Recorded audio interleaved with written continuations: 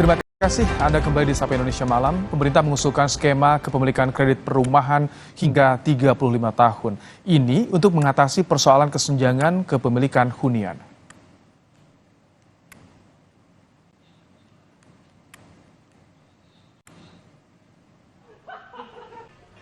Pemerintah tengah mempertimbangkan skema KPR 35 tahun bagi masyarakat berpenghasilan rendah.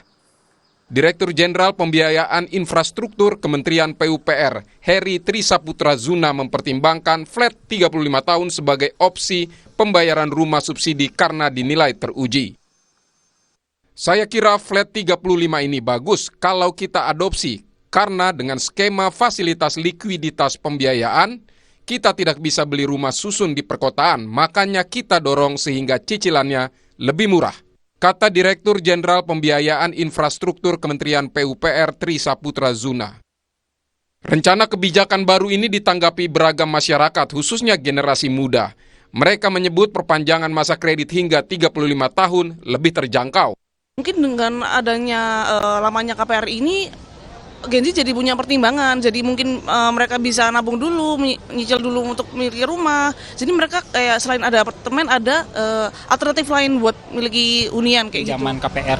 Cuman menurut saya pribadi, kalau boleh berpendapat, kalau saya sih keberatan dan kurang setuju. Karena memang kalau saya prinsipnya dari awal sebisa mungkin kalau ada rezeki ya langsung beli rumah tanpa nyicil gitu. Jadi penting. Mungkin dengan diperpanjangnya tenor untuk si KPR tersebut, untuk jumlah interestnya dari kaum milenial akan meningkat. Dan tentunya nanti kaum milenial itu untuk kedepannya mereka sudah punya investasi properti. Direktur Center of Economic and Law Studies Celios, Bima Yudhistira menilai kebijakan memperpanjang tenor KPR bukanlah satu-satunya solusi untuk membuka kesempatan punya rumah. Menurut Bima, ada hal-hal yang lebih fundamental untuk diperbaiki ketimbang hanya utak-atik tenor KPR. Itu ada pada harga tanah yang kemudian mengalami kenaikan melebihi pertumbuhan dari upah atau pendapatan rata-rata para pekerja. Kemudian selain itu juga suku bunga. Ini yang menjadi salah satu persoalan. Jadi kalau tenornya diperpanjang sampai 35 tahun, yang terjadi adalah para pekerja akan lebih lama lagi dia akan membayar cicilan. Dan ini juga tidak menyelesaikan permasalahan karena pekerja juga meskipun cicilan bulanannya sudah lebih ringan, seolah lebih ringan, tetapi bisa dibayangkan dia bisa melunasi sampai 35 tahun ke depan baru bisa hak rumahnya itu dioper atau diserahkan kepada si debitur KPR. Perpanjangan masa tenor hingga 35 tahun memang memperbesar kemungkinan properti tempat tinggal lebih terjangkau, namun dengan masa kredit yang panjang.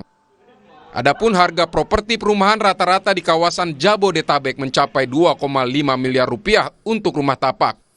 Pada kuartal 3 2023, Leeds Property Service mencatat harga rata-rata rumah dijual di Jakarta mencapai 5,4 miliar. Di Bogor 900 juta, Bekasi 1 miliar rupiah, Depok 1,8 miliar, dan Tangerang 3,1 miliar rupiah. Pemerintah perlu memastikan program KPR 35 tahun menjadi solusi untuk kepemilikan hunian pribadi. Namun, masyarakat juga perlu paham mengenai risiko dan tanggung jawab finansialnya. Tim Liputan Kompas TV.